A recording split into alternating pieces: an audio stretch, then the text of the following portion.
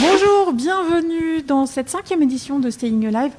Alors on est particulièrement content aujourd'hui parce que, eh bien, double surprise.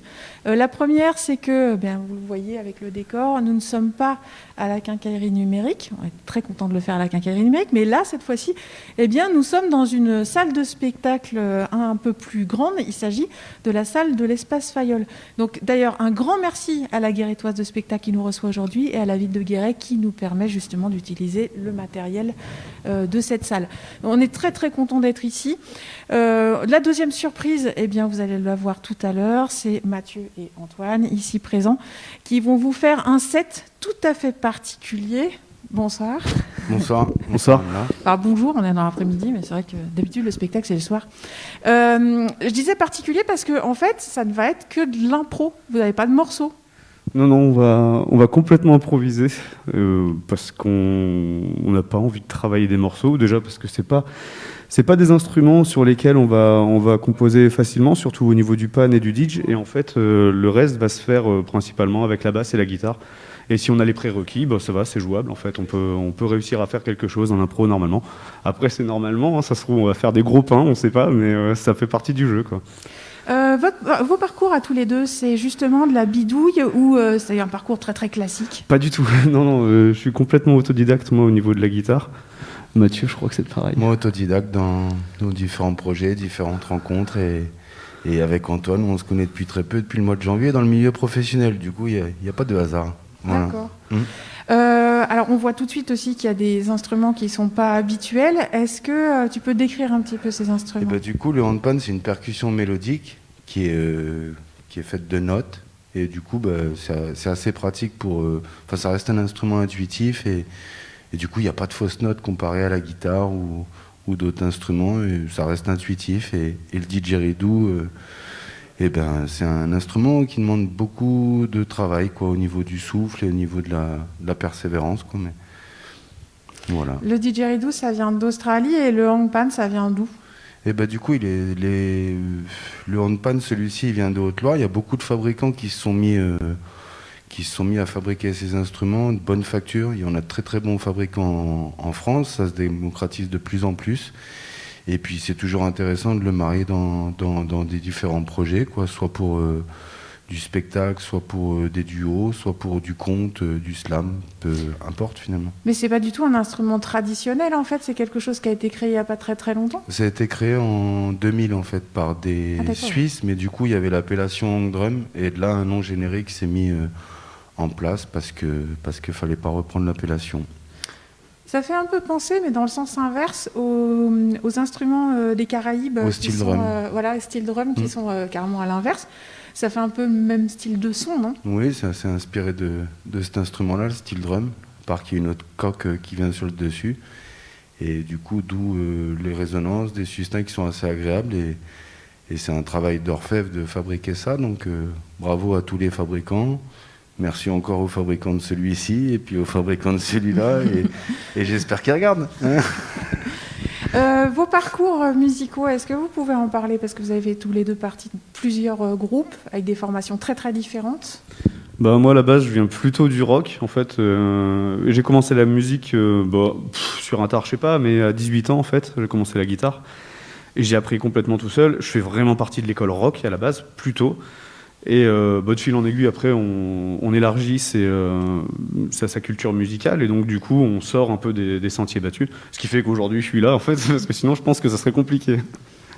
Et du coup, ça a été. Est-ce que tu as des noms de groupes à citer dans lesquels tu as joué? Ouais, j'avais bossé avec Atipo à l'époque. Comme maintenant, je travaille sur un petit projet punk. Alors, ça reste très intime. Hein, c'est pas, ça n'a pas vocation à cartonner, pas en live en tout cas. Ça reste un projet de studio qui s'appelle Bacchanal, que je fais avec un ami. Et ça sonne punk. Hein. Ça sonne punk.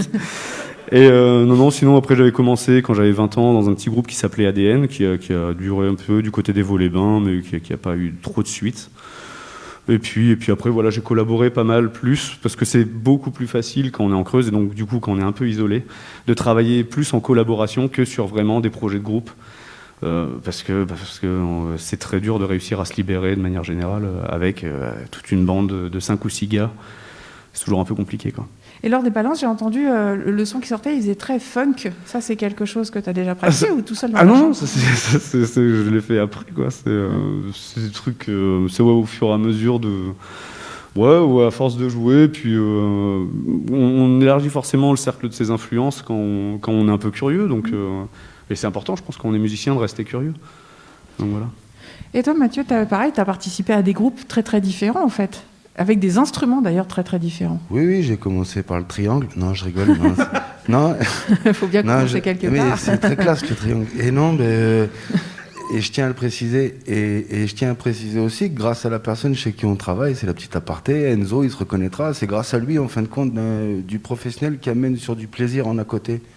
Et voilà, et du coup, il y a eu des projets divers et variés, suivant des rencontres, suivant au début, j'ai commencé avec du caron, en fait, un instrument en bois, en fait, où on est assis dessus. Une percussion. Ouais, voilà, ça reste, je suis assez très percussion. Et après, il y a des groupes qui se sont mis en place. La petite parenthèse, il y a quelques années de là, où c'était guitare, accordéon, trompette et caronne. Et après, des projets qui se sont mis en place avec plus dans le milieu vraiment spectacle, avec des comédiens et comédiennes sur Lyon en improvisation. Et du coup, j'étais là en accompagnement pour eux, pour ponctuer leur impro. Et c'est une super belle expérience et j'espère qu'elle le sera encore. Et d'autres duos éphémères ou un petit peu en solo. Et puis voilà, prendre le plaisir là où il est, quoi. Là, pendant cette période-là d'une année où il y avait beaucoup de choses qui étaient fermées, il n'y avait pas moyen de se produire, pas vraiment, est-ce que vous avez pu travailler quand même? Ah bah à fond, moi personnellement, j'ai un petit home studio à la maison. Donc du coup, je joue basse, guitare, j'essaye des trucs, je fais plein d'expérimentations. Donc du coup, ouais, c'est assez cool parce que je peux être productif à ce niveau-là. Ce qui fait que dans mes périodes de chômage, j'ai un peu l'impression d'être musicien professionnel parce que je suis payé pour jouer de la musique. Et du coup, non, ça me permet de pouvoir faire des trucs que j'aurais pas pu faire si je travaillais beaucoup plus, quoi. Donc ça, c'est le côté avantageux du truc. Et non, j'ai pas du tout l'impression d'être bridé d'un point de vue de musique. D'autant qu'à la base, je suis pas spécialement un musicien de scène. Je suis quand même j'aime plus le studio, quoi. Donc ça m'arrange. Toi, Mathieu, par contre, tu as fait beaucoup de scènes. Oui, mais je me sens pas plus musicien que quelqu'un d'autre non plus. Dès l'instant qu'on a l'envie et la patience, on y va, on n'a rien à se prouver à soi-même. L'idée, c'est de prendre de la joie, du plaisir avec les gens avec qui on est, et puis on s'en rend même pas compte des moments, et puis ça progresse, et puis ça fait plaisir. Et cette année, la scène, ça t'a manqué? Oui. Après, j'habite à un multilieu dit en Creuse, sans vouloir dire confinement ou pas confinement, il n'y a rien qui change, donc c'est pareil. Donc je parle aux canards, je parle aux hérons et tout, c'est sympa, mais au bout d'un moment, ça manque un peu de musique, quoi. Voilà. Tu leur joues du pan au canard? Tu leur joues du pan au canard? Voilà, ouais, non, c'est sûr que ça manque à tout le monde. Cérébralement, l'art et la culture en général, ça reste, comment dire, assez primordial à mes yeux, et c'est des choses qui amènent du bien-être aux gens, et cérébralement, des moments, faut aller chercher d'autres choses grâce à des émissions comme celle-ci, comme d'autres personnes qui organisent des choses, même dans cette période pas évidente. Ça fait un bon bol d'air, un bon bol d'oxygène, ça fait du bien. Du coup, on va pouvoir vous écouter. Donc, je rappelle que c'est de l'improvisation. Donc, tous les deux vont jouer sur le hangpan, une basse, une guitare et j'ai un trou. Le DJ. Le didgeridoo, voilà. Et donc, du coup, vous allez voir une improvisation. Je rappelle aussi que nous sommes dans la salle de la Guérétoise de spectacle. Donc, merci beaucoup à la mairie de Guéret et à la Guérétoise de spectacle de nous accueillir. Je rappelle enfin que ce concert va être filmé grâce à Télé Guéret Vision et que donc vous pourrez retrouver sur la page YouTube de Télé Guéret Vision ainsi que sur la page Facebook le film qui sera monté après. En attendant, vous allez pouvoir voir en streaming live sur notre page Facebook, donc c'est Radio Pays de Guéret 96.5 FM, ce concert qui va commencer tout de suite. Merci à vous et bonne écoute.